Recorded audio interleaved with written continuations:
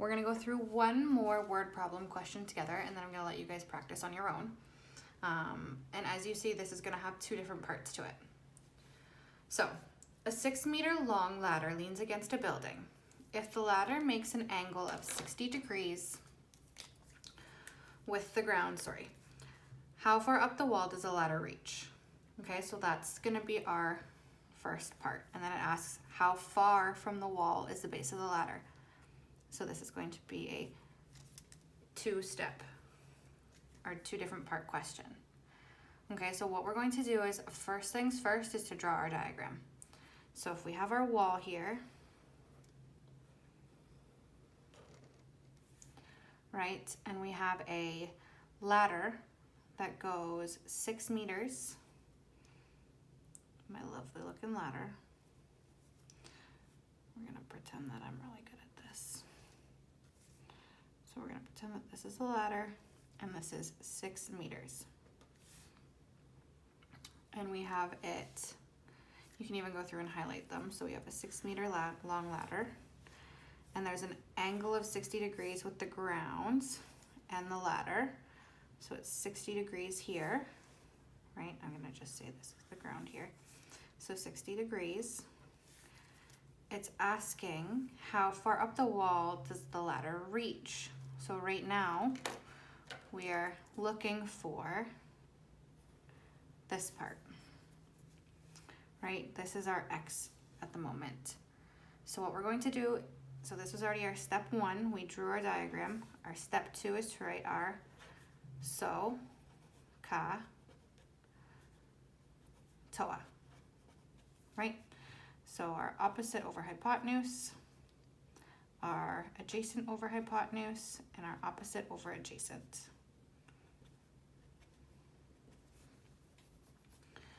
And then our third thing that we're going to do is write the information that we know. I lied, that is not the third thing we're going to do. We're going to label our sides of the triangle. So I have this one as my hypotenuse because it's the longest side, but it's also across from the 90 degrees.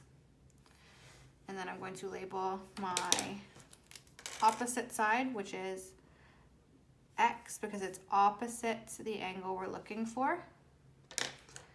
And then our last one is our adjacent side. It's attached to the angle, but it's also the only one left.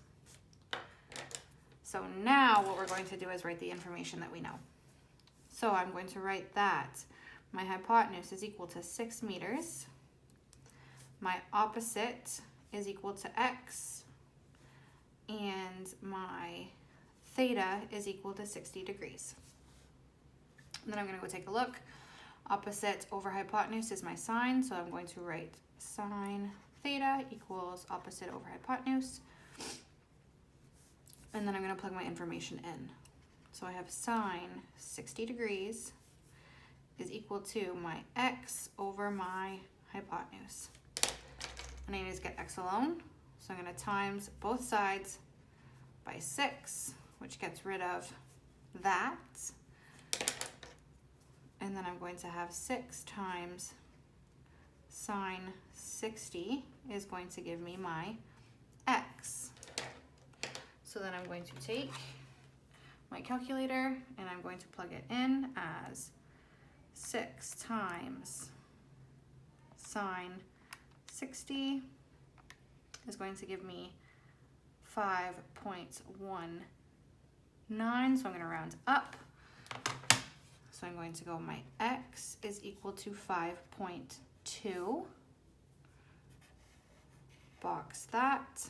So we've now found, I'd say meters. So we've now found, where is it? How far up the wall the ladder reaches. So X. So therefore the ladder reaches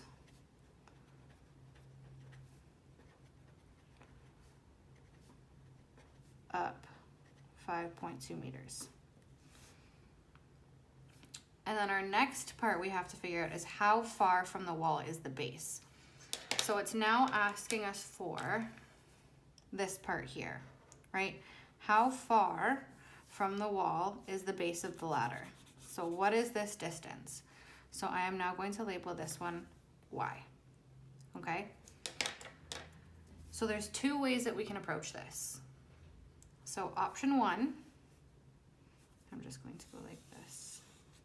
So our option one is to use our trig ratios, right? So what we've been using.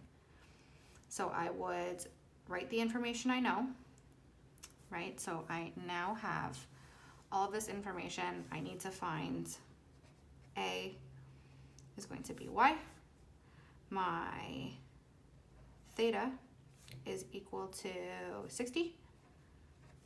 And my hypotenuse is equal to 6 meters. So what I can do is I can do the same thing, figure out what has my adjacent and my hypotenuse, my cosine. So I can use cosine theta equals adjacent over hypotenuse, plug my information in, equals y over 6, times both sides by 6. I end up with 6 times cosine theta is going to give me y, because these ones cross each other out. And then when I put that in there, I guess I forgot to put my theta in, which my theta is actually 60. Pardon my forgetfulness. And so I'm going to put it in here as 6 times, and then I have my cosine, and 60 is going to give me 3. So y is equal to 3. Okay, so this is option one. There's another way that we can do it, which is using Pythagorean theorem. So option 2.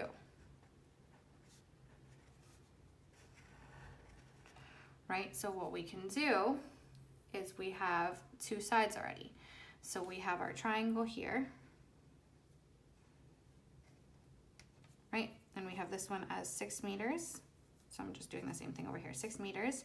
And we had found our x, which was 5.2 meters. And then we don't know what that one is yet. So we can do our a squared plus b squared equals c squared, right? Now remember, our c squared is always our longest side. It is always the hypotenuse. So we can label the other two. So I'm going to label this one as c, this one as b, and this one as a. So I'm going to rearrange this equation because right now my c is equal to 6. My b is equal to 5.2, and my a is equal to y. So we're going to plug the information into our formula, but first, I like doing this better. I like to rearrange the equation first. So I'm going to rearrange it, and I'm going to, let me get this back here, minus b squared from both sides. Right, because right now I'm looking for a. So then I'm going to rewrite this as a squared equals c squared minus b squared. You can always plug your information in first and then rearrange, but because I already know that I'm looking for a squared or for a, I'm going to rearrange it beforehand. And then I'm going to plug my information in. So my y squared is equal to 6 squared minus 5.2 squared. And then I'm going to get y squared is equal to, I know this one's 36, and this one is 27.04.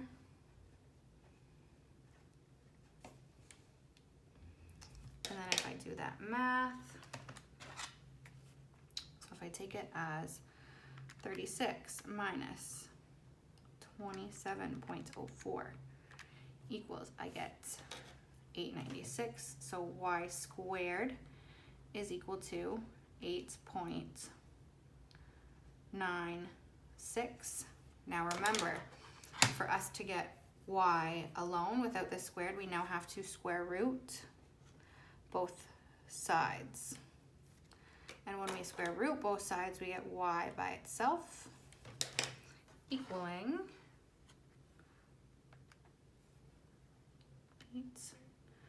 0.96.